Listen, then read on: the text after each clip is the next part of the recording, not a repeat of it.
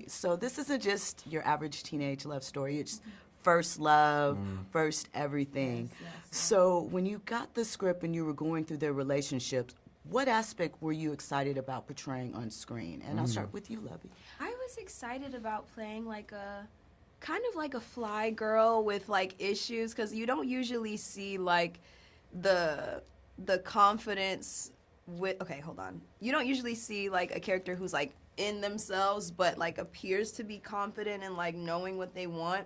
You usually see like the opposite. So it was fun to play a character who kind of came in the room and was a bit shy but had this presence to her even still, and like knowing what was behind that, and just so much layered textures behind her character. So I just loved playing that, because she really was like so much more than just like the amazing hair and the looks and everything. I love that there was so much more to Keisha, and she was looking for that, and how she found that through, Justin.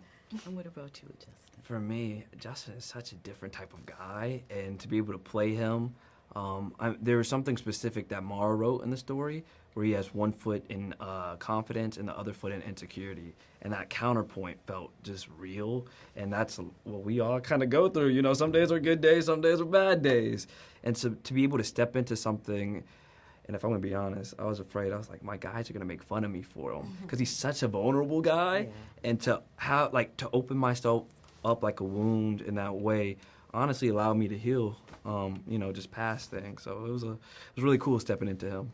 So we go through this journey with them, and first is a familiar theme in so many ways throughout the story, not just with love, but what first of yours did you guys tap into to bring out the characters? I would say I tapped into me transferring to a predominantly white school a lot. I do remember a lot of those feelings for me, going to school in Harlem and having to transfer upstate and being like, okay, this is a shift in just like societal everything, like how people are communicating, dressing, all of these things. So I definitely felt that with Keisha. And similar to me, it was the same thing. I didn't go to a private school, but I went to a public school. It was predominantly white, so just trying to find my Keisha in the school, you know what I mean? Yeah. It was, but found her, and grateful for it. So I love that. So we love stories from Mara because they take place here in Los Angeles, and they touch so much of teen angst, love, black love experience. What was your favorite part of showcasing this story between these two? Mine was the fact that the family was involved. A lot of the times in like teen love stories, you don't see like them with their families together in like innocent kind of like fun ways. In this show you do see that. A lot of times like when parents are involved, it's like something really serious, but in this case it'll be like, we were going out to your dad's restaurant, or we were like going over to the Edwards home, or like it was something fun that was like, that made the parents seem not like as villains. That's like they usually are told us. I would have to agree, just piggyback off what she said. I think Mara does a beautiful job at exploring a lot of the characters, even though it's centered around, Justin and Keisha.